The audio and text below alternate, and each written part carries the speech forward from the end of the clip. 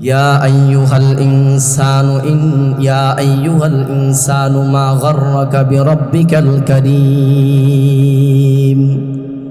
الذي خلقك فسواك فعدلك في أي صورة ما شاء ركبك كلا بل تكذبون بالدين আল্লাহ রাব্বুল আলামিন বলেন, এ দুনিয়ার মানুষেরা শুনো, ও আমার বান্দা বান্দির দল, আমি আল্লাহ তোমাদেরকে কেমনে বানাইলাম? আমি আল্লাহ তোমাদেরকে গরু ছাগলের মতো বানাই নাই। আমি আল্লাহ চাইলে তোমাদেরকে কুকুর শিকারের মতো বানাইতে পারতাম। আমি আল্লাহ চাইলে তোমাদেরকে ছাগল মহিষ বেড়া বানাইতে পারতাম। না না না, আমি আল্লাহ বড় দয়া করে মায়া করে তোমাদেরকে মানুষ রূপে আমি আল্লাহ বানাইলাম। কেমনে বানাইলাম? ও ভাই বলেন তো দেখি, আমাদের কোনো অস্তিত্ব ছিল? আমাদের কোনো অস্তিত্ব ছিল না। ফালইয়ানজুরিল ইনসানু মিম্মা খুলিক, আল্লাহ বলেন মানুষ রে, আমি আল্লাহ তোর অস্তিত্ব কোথায় থেকে দিলাম জানো? তোমার বাবার বুকের এবং পিঠ থেকে আমি আল্লাহ শুক্রাণু, এক ফুটা শুক্রাণু থেকে আমি আল্লাহ তোর অস্তিত্ব দিলাম। আমি আল্লাহ ওই শুক্রাণু, ওই নাপাক পানি থেকে তোরে বানাইতে শুরু করলাম। আমি আল্লাহ তোরে কেমনে বানাইলাম জানো রে? ফালইয়ানজুরিল ইনসানু মিম্মা খুলিক, তোর বাবার বুকের এবং পিঠ থেকে আমি আল্লাহ তোরে বানাইতে শুরু করলাম। তোর মায়ের রেহেমের ভিতরে আমি আল্লাহ কি করলাম? নাপাক পানিটা ঢুকায়া দিলাম। নাপাক পানিটারে আল্লাযী খালাকাকা ফাসাওয়াকা ফাআদালাক, হে মানুষ শুনো, বাবা আমার মাধ্যমে তুমি হয়ে গেছো। না না, আমি আল্লাহ তোমারে তোমার মায়ের গর্ভে অস্তিত্বহীনতা থেকে তুমি শূন্য ছিলা।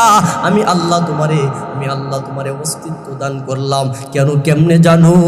আল্লাযী খালাকাকা, আমি আল্লাহ তোরে সৃষ্টি করতে শুরু করলাম। ফাসাওয়াকা ফাআদালাক, মানুষ রে, আমি আল্লাহ তোরে আস্তে আস্তে করে রক্ত, আমার রক্ত থেকে গোশতে পরিণত করে আমি আল্লাহ তোর মায়ের গর্ভে তোর পুরা বডিটা বানাইলাম। ফাআদালাক, আমি আল্লাহ তোর মায়ের গর্ভে সুন্দর বডিটা সুঠাম দেহে পরিণত করলাম। ও ভাই বলেন তো দেখি, আমাদের বুড়ে কি এমনি এমনি হয়ে গেছে? না না না না, আল্লাহ বলেন মানুষ রে, আল্লাযী খালাকাকা ফাসাওয়াকা ফাআদালাক, তোর মায়ের গর্ভে আমি আল্লাহ একদিন দুই দিন না অসংখ্য ফেরেশতার মাধ্যমে তোর বুড়িটা বানাইলাম। আমি আল্লাহ তোর বুড়িটা বানাইতে যাইয়া যতটুকু সুন্দর দেওয়ার মনে চাইছে, যেখানে যে স্প্রিংটা ব্যবহার করার প্রয়োজন হয়েছে, আমি আল্লাহ সেখানে স্প্রিংটা লাগাইলাম।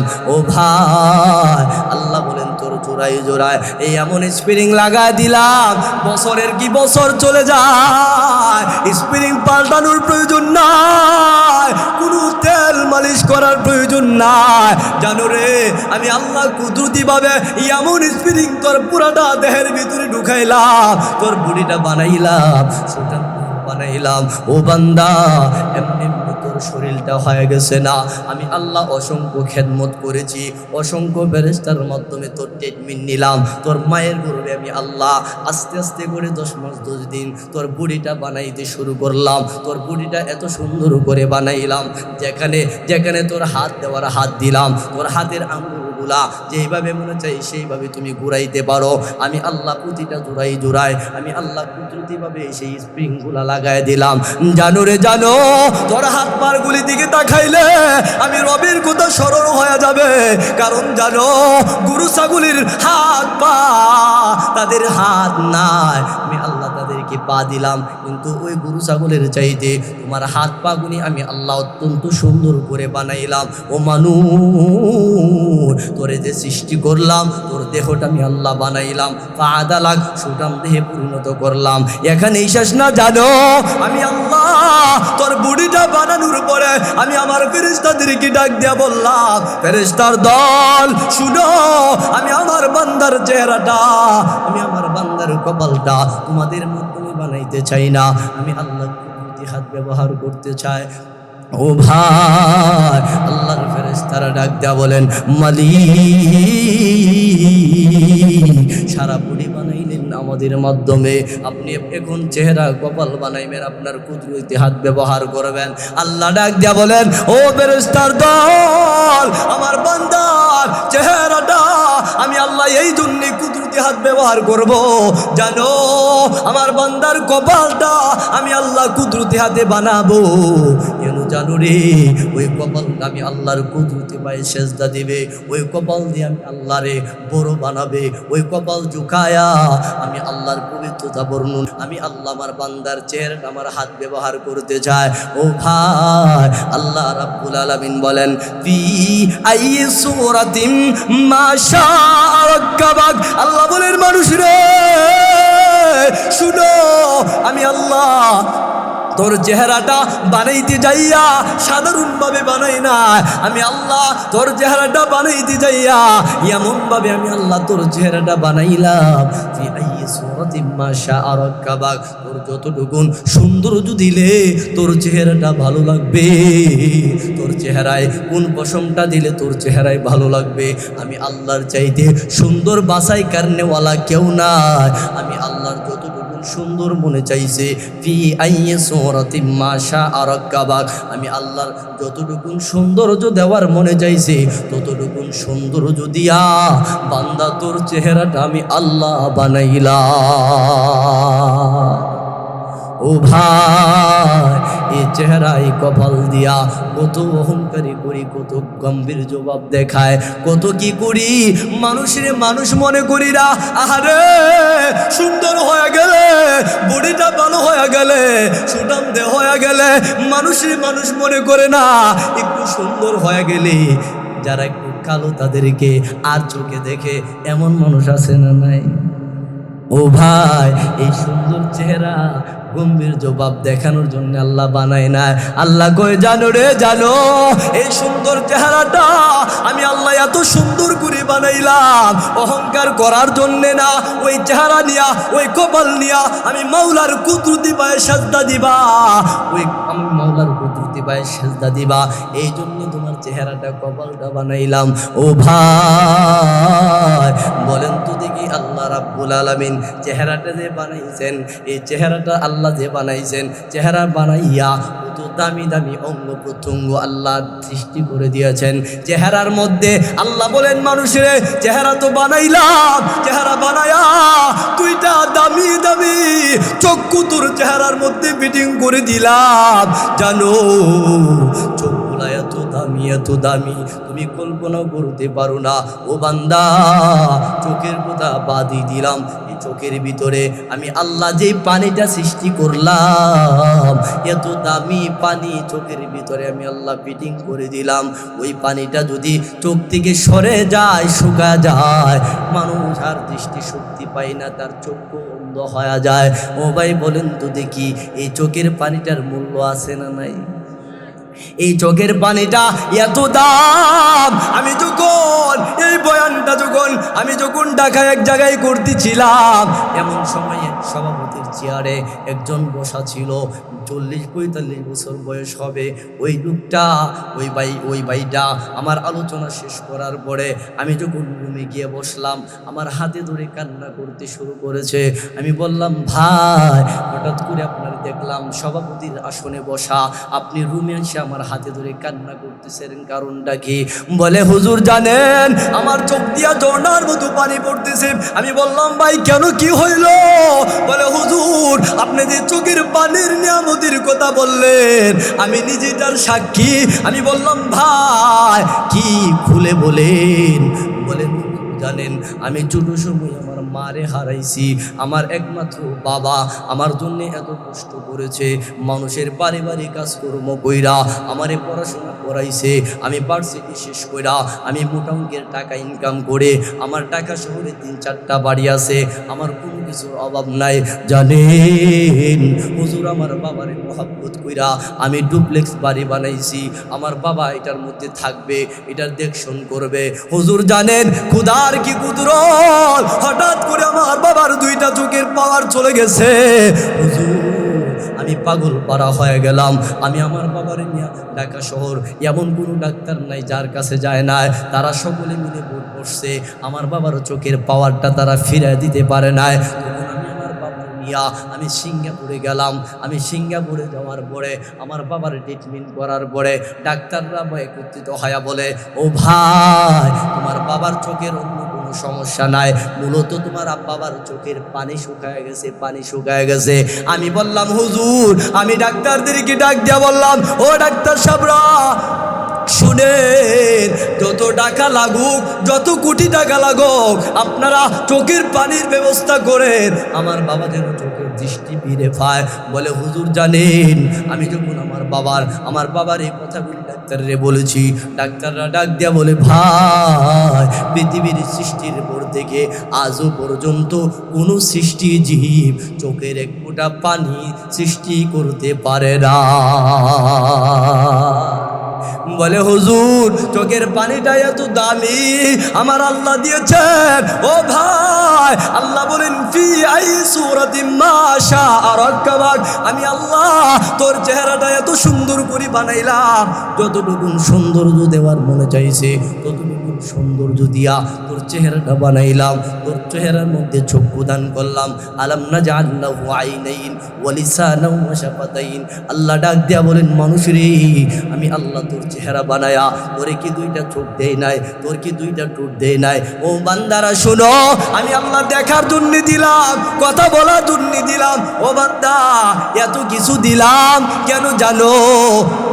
সকল সৃষ্টিজীবের চাইতে তোমরা দামি। ও ভাই বলেন তো দেখি, চোখ, জবান, এগুলো আল্লাহর দেওয়া নিয়ামত কিনা? নিয়ামত। এই জন্য কবিতার ভাষায় বলতেছেন, তু মুঝে আসমা দিয়া ওর তু মুঝে রাস্তা দিয়া, তু মুঝে আসমা দিয়া ওর তু মুঝে রাস্তা দিয়া, নিয়ামতों से भर दिया और सबसे बेहतर कर दिया, नियामतों से भर दिया और सबसे बेहतर कर दिया, मेरे सर से पाँव तक तेरे सनात कर दिया, मेरे सर से पाँव तक तेरे सनात कर दिया, देखने को आँख दिया कर बोलने को लब दिया, देखने को आँख दिया कर बोलने को लब दिया। আল্লাহু আকবার বলেন। এই জন্য কবি বলতেছেন, ভাইরে, মহান আল্লাহ তোমার চেহারা বানাইছেন, চক্ষু দিছেন দেখার জন্য, আল্লাহ রাব্বুল আলামিন তোমার জবান দিছেন কথা বলার জন্য। ভাইরে, বিশাল বড় জমিন তোমার অধীনস্থ করে দিয়েছেন। ও ভাই, এই জমিনের শক্তি আছে না নাই? আছে। এই জমিনে অধীনস্থ করেছেন কে? আল্লাহ করেছেন। আল্লাহ বলেন, মানুষেরই এত কিছু, যা কিছু তোমরা দেখো, সব কিছু তোমাদের অধীনস্থ করলাম, কারণ তোমরা সৃষ্টির সেরা, তোমাদের খেদমতের জন্যে আমি আল্লাহ এই জগতের সব কিছু বানাইলাম। এ যাহা তেরে লিয়ে হো, এই পৃথিবীর যা কিছু আছে তোর জন্যে, তুই খুদা কি ওয়াস্তে, আর তুই শুধু আমি আল্লাহর জন্যে। সুবহানাল্লাহ, জোরে কোন সুবহানাল্লাহ বললে লাভ না লস? ও ভাই, যে আল্লাহ আমাদের চেহারাটা এত দামি কইরা, এত সুন্দর কইরা বানাইছে, ভাই রে, আল্লাহ আমাদেরকে স্মরণ করাইতেছেন, মানুষ তোমরা দামি, তোমরা যে কেমনে বানাইলাম, সাধারণভাবে বানাইছি না। আল্লাহ আমাদেরকে ওয়াজ করে শোনাইতেছেন, ও ভাই, কেমনে আমরা রে বানাইছে।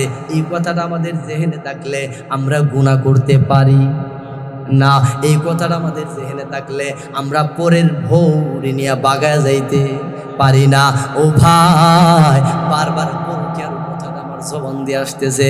ইতিহাস আজকে দেখা যায় অহরহ ঘটনা ঘটতেছে, জিনা ব্যভিচারে লিপ্ত।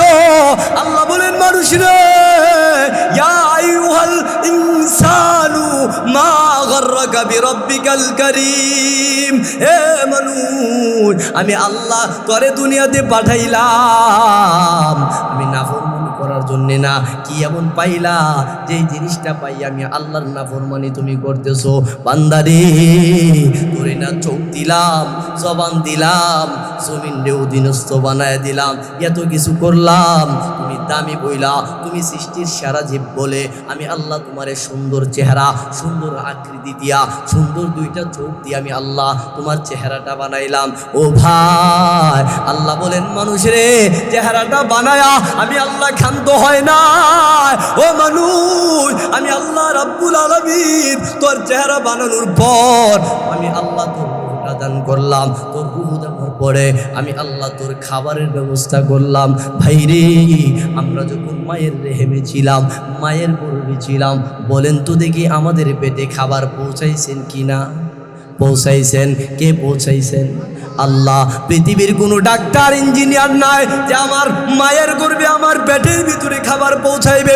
আল্লাহ বলেন, ও মানুষ শুনো, আমি আল্লাহ তুমি যখন তোমার মায়ের গর্ভে ছিলা, তোমার চেহারা বানানো শেষ, তোমার বডি বানানো শেষ, তোমার ভিতরে রূহ দান করলাম, আমি আল্লাহ তোর পেটের ভিতরে খাবার পৌঁছাইলাম। কেমনে জানো? আমি আল্লাহ অন্য কোথাও থেকে খাবার আনি নাই, আমি আল্লাহ আউটলাইন থেকে খাবার আনি নাই। তোমার মা যে খাবার খাইছে ওই খাবার থেকে রিফারিং করে আমি আল্লাহ তোমার জন্যে স্বাস্থ্যদায়ক খাবারটা তোমার মায়ের খাবার থেকে আলাদা করলাম।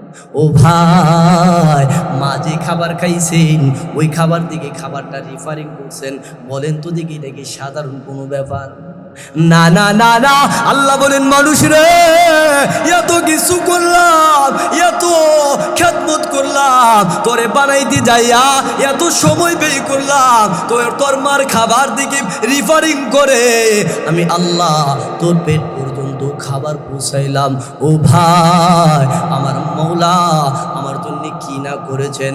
আল্লাহ বলেন মানুষ রে, তোর পেটে খাবার পৌঁছাইলাম, এটাই আমি আল্লাহ শেষ করে দেয় নাই। তুমি যে তোমার মায়ের গর্ভে ছিলা, এটার আমি আল্লাহ এমন একটা সংরক্ষণের জায়গা আমি আল্লাহ তৈরি করেছি, এটার এমন একটা ফ্রিজ নামক জায়গা আমি আল্লাহ নির্ধারণ করেছি, জানো তোমার কিঞ্চিত পরিমাণ কোনো কষ্ট দেয় নাই। আমি আল্লাহ তোমার এমন একটা জায়গায় রাখছি, তোমারে কোনো কষ্ট দেয় নাই, বরঞ্চ হাজারো কষ্ট তোমার মা তোমারে পেটে নিয়া হাজারো কষ্ট তিনি ভোগ করেছেন, ঠিক কিনা বলেন? আল্লাহ বলেন মানুষ রে, তোমারে যখন তোমার মায়ের গর্ভে রাখলাম, তুমি হাজারো বার তোমার মায়ের কোলে যায় এত লাথি দিতা, তোমার মা লাভ দিয়া বৈশা যাইতো, লাভ দিয়া দাঁড়া যাইতো, থেকে তিনি বৈশা যাইতো, দেখা যাইতো হাঁটতেছে হঠাৎ করে বৈশা যাইতো। ও ভাই, আমরা মায়ের গর্ভে থাইকা, মায়ের পেটে থাইকা মারে কষ্ট দিছি কি দিছি না? মারে এত অধিক পরিমাণে কষ্ট দিছি জানেন? একটা মা পেটে সন্তান নিয়া 10 মাস 10 দিন যেই পরিমাণ কষ্ট করেছে, সকল কষ্ট যদি এক পাল্লায় রেখে দেওয়া হয়, আর এক পাল্লায় যদি মায়ের প্রসব বেদনার কষ্টটা রাখা হয়, মুহতারাম হাজিরিন, সকল কষ্টর চাইতে মায়ের প্রসব বেদনার কষ্টের পাল্লাটাই বাড়ি হয়ে যাবে। আল্লাহ বলেন মানুষ রে, এত কষ্ট তোমার মা তোমারে লালন পালন করতে যায়, তোমারে গর্ভে ধারণ করতে যায়, তোমার মা কষ্ট করেছে কিন্তু তোমারে কোনো কষ্ট দেয় নাই। কারণ জানো, লা তা'লামু শাইআ, তুমি কোনো কিছু জানতে না, তুমি কোনো কিছু উপলব্ধি করার শক্তি তোমার ছিল না, কথা বলার শক্তি তোমার ছিল না, তোমার চোখ ছিল তো কিন্তু দেখার কোনো শক্তি তোমার ছিল না। জানো রে, এই জন্যে আল্লাহ তোমারে কোনো কষ্ট দেয় নাই। তোমার মায়ের পেটের ভিতরে আমি আল্লাহ রেখেছি, এত সংরক্ষণ করে তোমারে রাখছি। জানো জানো জানো, আমি আল্লাহ তোমার এত কিছু করে তোমার মায়ের গর্ভে 10 মাস 10 দিন আমি আল্লাহ ট্রিটমেন্ট নিলাম, ফেরেশতার মাধ্যমে তোমার খেদমত নিলাম। যেদিন তোমার দুনিয়াতে আসার সময় হয়েছে, ও ভাই বলেন তো দেখি, যারা বিবাহ করেছেন, যারা বিবাহ শাদী করেছেন, তারা বলতে পারবেন সন্তান যখন প্রসব হয়, যে রাস্তা দিয়া সন্তান প্রসব গ্রহণ করে, বলেন তো দেখি রাস্তাটা ছোট না বড়? ছোট ছোট সংকীর্ণ রাস্তা, আমরা যেই রাস্তা দিয়া আমরা দুনিয়াতে আসি, ও ভাই আল্লাহ বলেন মানুষ রে, সংকীর্ণ রাস্তাটারে আমি আল্লাহ প্রশস্ত করি।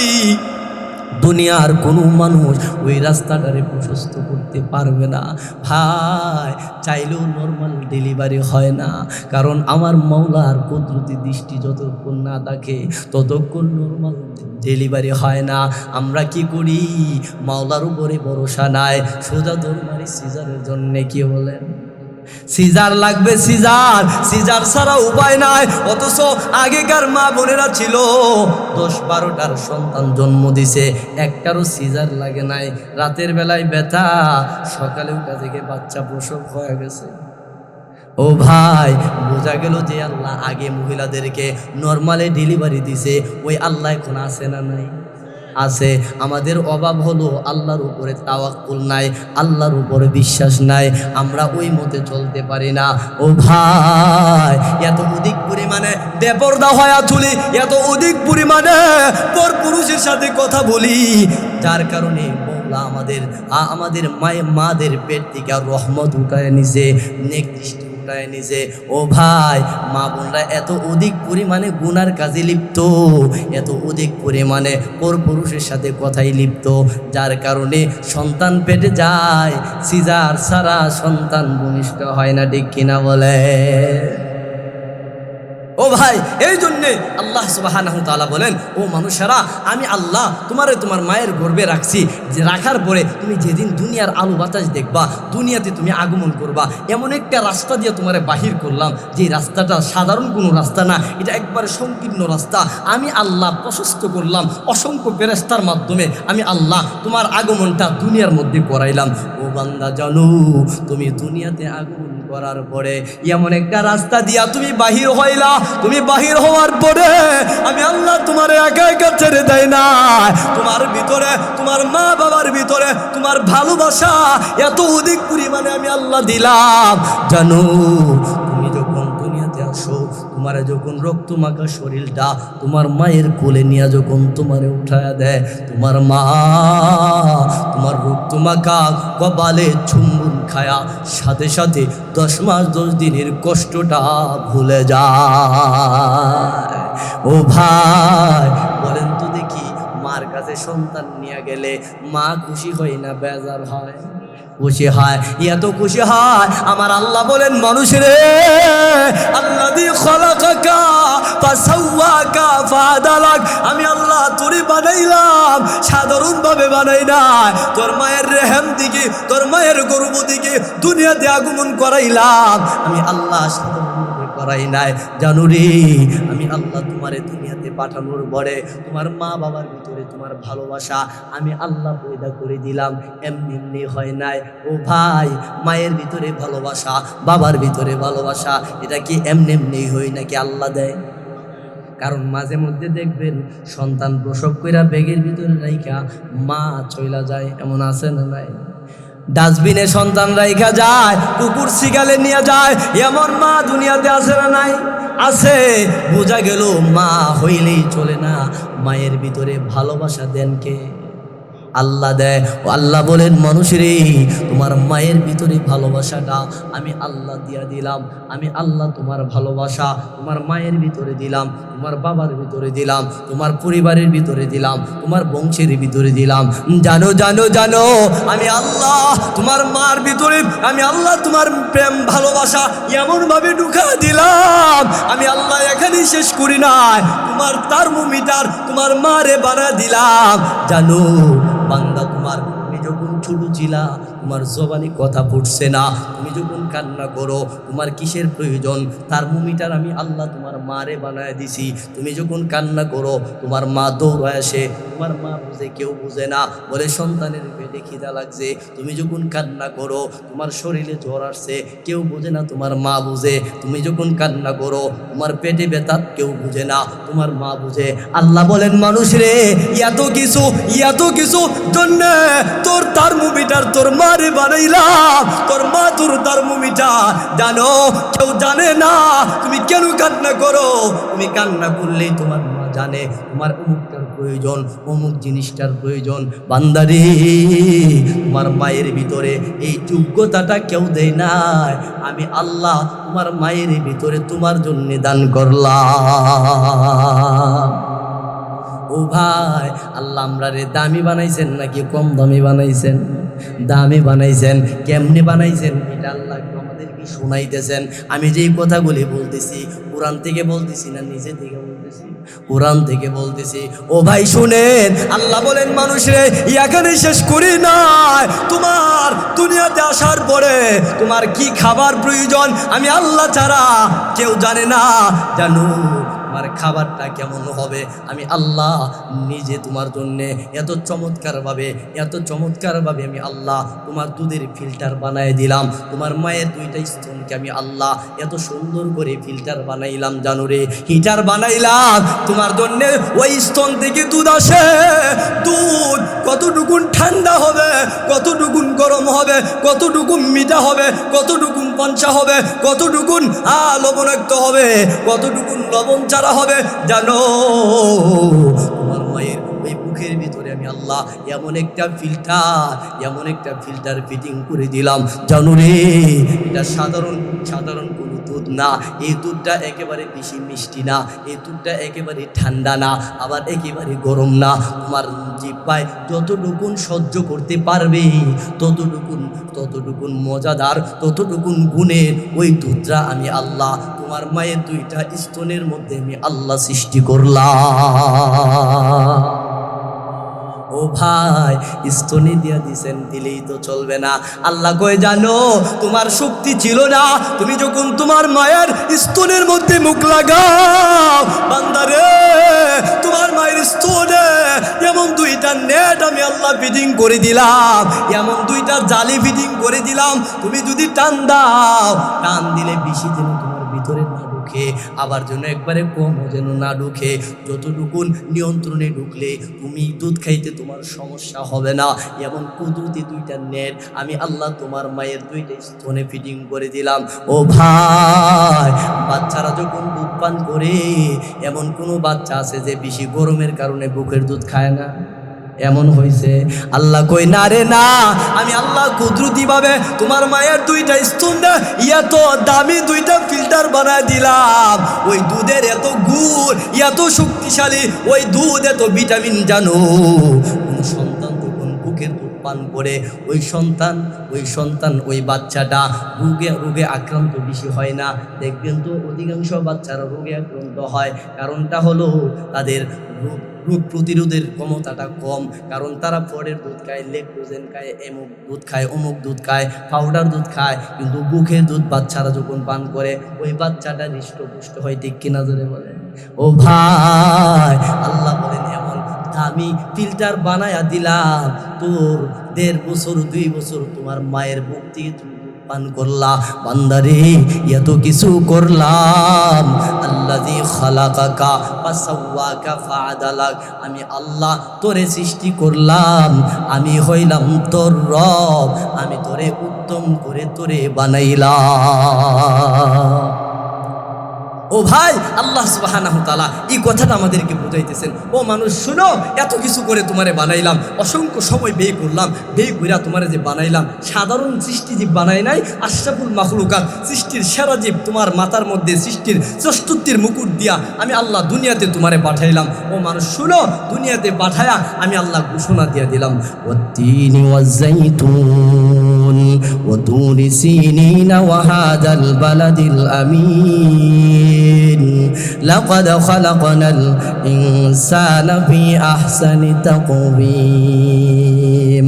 আল্লাহ বলেন ও মানুষ শুনো, আমি আল্লাহ 3 ফলের কসম খাইলাম, আমি আল্লাহ জাইতুন ফলের কসম খাইলাম, তুর পাহাড়ের কসম খাইলাম, মক্কা মদিনার কসম খাইলাম।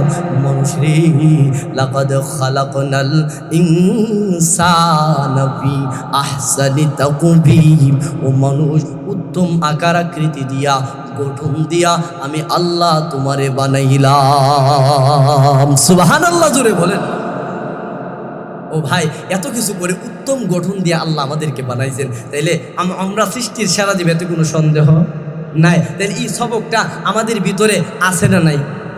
নাই নাই বিদায় আমরা নাফরমানি করতেছি। এখন স্মরণ হইল আল্লাহ আমরা দামি বানায় পাঠাইছেন। কারণ হাতির যদি দেখতো কানের জন্য তো তার বডি দেখে না, হাতি যদি তার নিজের শরীর দেখতো তাহলে বনের অন্য পশুরা তার আগে রাজত্ব করতে পারতো না, আমরাও টিকতো।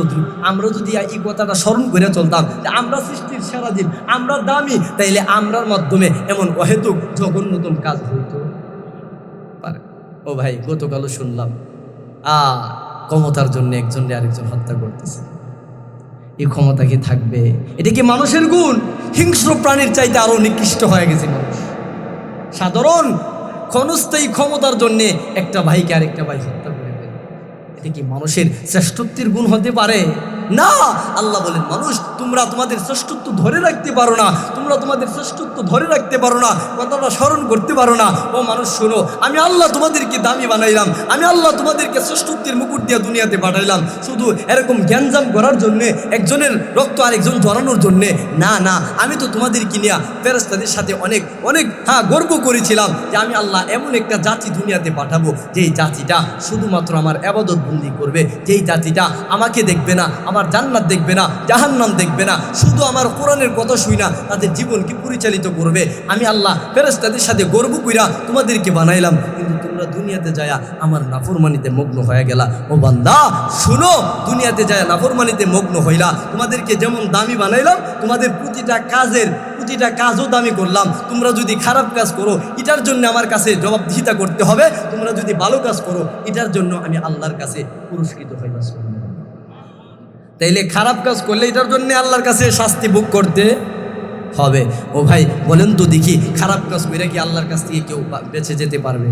পারবে না। আল্লাহ কই দামি বানাইলাম তোমাদেরকে নিয়ে আমি আল্লাহ কত কিছু করলাম ফেরেশতাদের সামনে। খেয়াল করে দেখেন, আল্লাহ কই তোমরা যে দামি, আমি আল্লাহ ফেরেশতাদের সামনে হাইলাইটস কীভাবে করছি শুনো। আমি আল্লাহ সুবহানাহু ওয়া তাআলা জমিনে যখন বানাইছি, জমিন যখন বানানোর পরে জমিন তোর করে কাঁপতেছে। আমরা আমাদেরকে নিয়ে আমরা গর্ব করি না, আমরা সৃষ্টির সারা জীবী কথা আমরা বলি না, অথচ আল্লাহ আমাদেরকে নিয়ে কি গর্ব করে শুনেন। ফেরেশতাদের সামনে আল্লাহ তাআলা কিভাবে আমাদেরকে হাইলাইটস করছেন খেয়াল করেন। আল্লাহ যখন জমিন বানাইছে, তারেক জামিল হাফিজাহুল্লাহ উনি ওনার এক কিতাবে লিখেছেন যে আল্লাহ সুবহানাহু তাআলা জমিন যখন বানাইছেন, জমিন যখন তরতর করে কাঁপতেছে, নড়তেছে। আচ্ছা বলেন তো দেখি, জমিনটা কার হুকুমে চলে? এই জমিনের শক্তি আছে না নাই? আছে। জমিনের শক্তি আছে না নাই? আছে। কিন্তু জমিন তরতর করে কাঁপতেছে। আল্লাহ চাইলে জমিন স্থির হয়ে যাইতে পারে কি পারে না? পারে। জমিন যখন নড়তেছে, আল্লাহ সুবহানাহু ওয়া তাআলা সাথে সাথে বিশাল বড় একটা পাহাড় বানাইলেন। পাহাড় বানায় জমিনের উপরে পেরেক স্বরূপ ব্যবহার করলেন, জমিন স্থির হয়ে গেছে। সুবহানাল্লাহ। ফেরেশতারা এই দৃশ্য দেখা আল্লাহরে ডাক দিয়ে বলে, প্রভু এত বিশাল বড় জমিন বানাইলেন, জমিনটা স্থির করার জন্যে আপনি বিশাল বড় পাহাড়ে বসায় দিলেন। এত বিশাল বড় জমিন পাহাড়ের দ্বারা আপনি নিয়ন্ত্রণ করে নিলেন। আল্লাহ, বোঝা গেল জমিনের চাইতে শক্তিশালী পাওয়ারফুল মনে হয় আপনি পাহাড়ে বানাইছেন। এমন সময় আল্লাহ রাব্বুল আলামিন ডাক দিয়া বলেন, ও ফেরেশতার দল, অবশ্যই আমি আল্লাহ এই জমিনের চাইতে শক্তিশালী পাহাড়ে আমি আল্লাহ বানাইলাম। এই জন্যে আমি আল্লাহ পাহাড়ের মাধ্যমে জমিনটারে স্থির করে দিলাম। ও ভাই, আল্লাহ আমাদেরকে নিয়ে কিভাবে ফেরেশতাদের সামনে গর্ব করেছেন খেয়াল করে শুনেন। আল্লাহ রাব্বুল আলামিন সাথে সাথে বলার পরে ফেরেশতারা বলে, মালিক ও আল্লাহ, বুঝতে পারলাম জমিনের চাইতে শক্তিশালী আপনি পাহাড় বানাইলেন, এই পাহাড়টা দিয়ে আপনি জমিনটারে স্থির করে দিলেন। আল্লাহ গো, আপনার কাছে জানতে চায়, বলেন তো দেখি পাহাড়ের চাইতে শক্তিশালী এবং দামি আপনি আর কোনো বস্তু বানাইছেন যেটা এই পাহাড়ে সমতুল ভূমিতে রূপান্তরিত করতে পারে? এমন সময় আল্লাহ রাব্বুল আলামিন ডাক দেয়া বলেন, ও ফেরেশতার দল, আমি আল্লাহ অবশ্যই এই পাহাড়ের চাইতে শক্তিশালী আমি আল্লাহর একটা বস্তু বানাইছি, যে বস্তুটা পাহাড়ে কাইটা সমতুল ভূমিতে রূপান্তরিত করতে পারে। আমি আল্লাহ লোহা নামক বস্তুটা বানাইলাম। লোহার মাধ্যমে যে কোনো অস্ত্র বানায়া, পাথরের পাহাড়ি হোক মাটির পাহাড়ি হোক, আমি আল্লাহ লোহার মাধ্যমে ওই বিশাল বড় পাহাড়ে কাইটা সমতল ভূমিতে রূপান্তরিত করতে পারি। আল্লাহ বলেন, ফেরেশতার দল, আমি আল্লাহ পাহাড়ের চাইতে শক্তিশালী লোহারে বানাইলাম। লোহার মাধ্যমে পাহাড়ের কাইটা সমতুল ভূমিতে করতে পারে। ফেরেশতারা বলেন, রব্বুল আলামিন, আল্লাহ বুঝতে পারলাম আপনি পাহাড়ের চাইতে শক্তিশালী শক্তিশালী লোহা বানাইলেন। এখন বলেন তো দেখি, লোহার চাইতে দামি শ্রেষ্ঠ শক্তিশালী আপনি কোন বস্তুটা বানাইলেন? আল্লাহ গো, যেই বস্তুটা ওই লোহাটারে নিস্তেজ করে দিতে পারে। আল্লাহ রাব্বুল আলামিন বলেন, ও ফেরেশতার দল, অবশ্যই আমি আল্লাহ লোহার চাইতে শক্তিশালী পাওয়ারফুল আমি আল্লাহ এমন একটা বস্তু বানাইলাম, সেটা হলো আগুন। ও ভাই বলেন তো দেখি, লোহাটারে আগুনে দেওয়ার পরে লোহাটার পাওয়ার কি থাকে না কমে যায়? কমে যায়। ওই লোহাটারে আগুনের ভিতরে ঢুকায়া যে কোনো অস্ত্র বানানো যায়, যে কোনো দা বানানো যায়, যে কোনো হাতিয়ার বানানো যায়, কোনো সমস্যা হয় না। আল্লাহ বলেন, লোহা যখন পানি আগুনের মধ্যে পড়ে যায়, লোহার ক্ষমতা হারা ফেলে, আমি আল্লাহ লোহার চাইতে শক্তিশালী দামি আমি আল্লাহ আগুন রে বানাইলাম, আমি আল্লাহ আগুন রে শ্রেষ্ঠ বানাইলাম।